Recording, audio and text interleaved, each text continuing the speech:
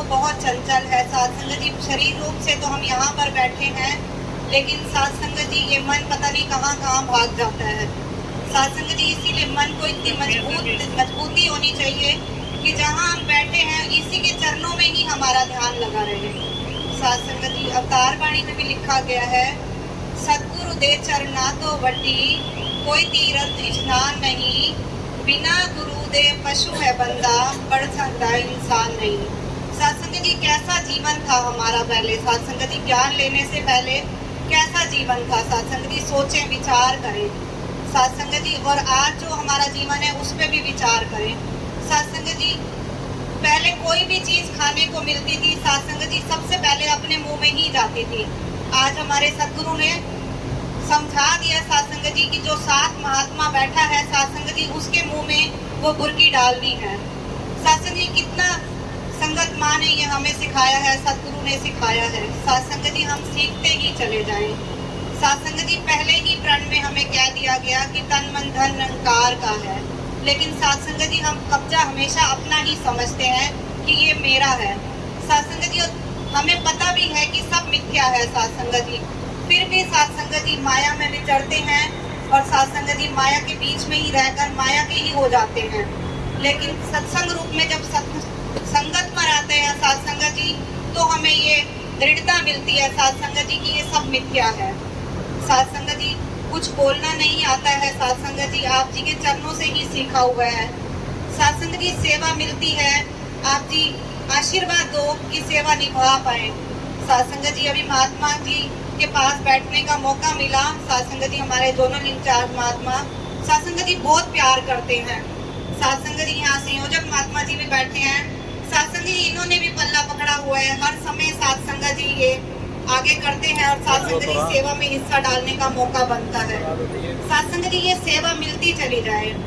साध संगत जी बाबा गुरबचन सिंह जी के समय की बात है, साध संगत जी महात्मा बता रहे थे, साध संगत जी की बाजपुर से महात्मा चलकर साध संगत जी साइकिल पर आते थे कोठी सेवा के लिए।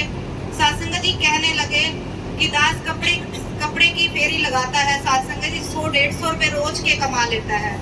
साध संगत जी सेवा के लिए कोठी में गए तो बाबा गुरबचन सिंह जी और राज माता जी चाचा प्रताप सिंह जी के साथ सरोवर पर सेवा करने के लिए गए हुए थे।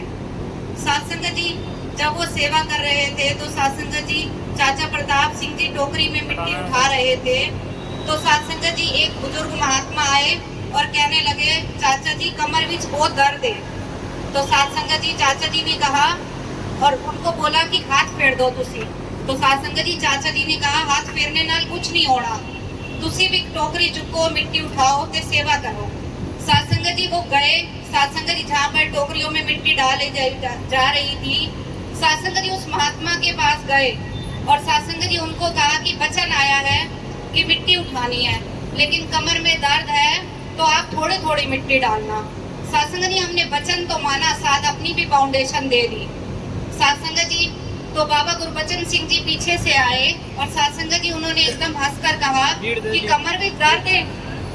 तो साध संगत जी वो कहने लगे कमर भी दर्द है तो हाथ फेरने नाल कुछ नहीं होना, मिट्टी चुपको। साध संगत जी जब उन्होंने पीछे मुड़कर देखा कि बाबा गुरबचन सिंह जी हैं तो साध संगत जी कहा भी जाता है कि भगवान भक्त के वश में होते हैं। साध संगत जी उन्होंने भी बाबा गुरबचन सिंह जी ने भी साध संगत जी टोकरी उठाई और मिट्टी ढोने लगे। साध संगत जी कहने का भाव यही है कि हम सेवा करेंगे तो साध संगत जी हमारे हिस्से आएगी। साध संगत जी सेवा में बहुत सुख है। साध संगत जी ऐसे ही साध संगत जी दासी अपने लिए भी मांगती है और आप संतों के लिए भी मांगती है कि सेवा में सारे सुख है और सेवा मिलती चली जाए। और कहा भी गया है कि अभी तो नाव मझधार में है, ना जाने क्या हुए। साध संगत जी हम सबकी तोड़ निप जाए इस दर पे। साध संगत जी जितने भी श्वास है साध संगत जी इस दर पर ही बीते। साध संगत जी यही अरदास प्रार्थना है आप जी के चरणों में।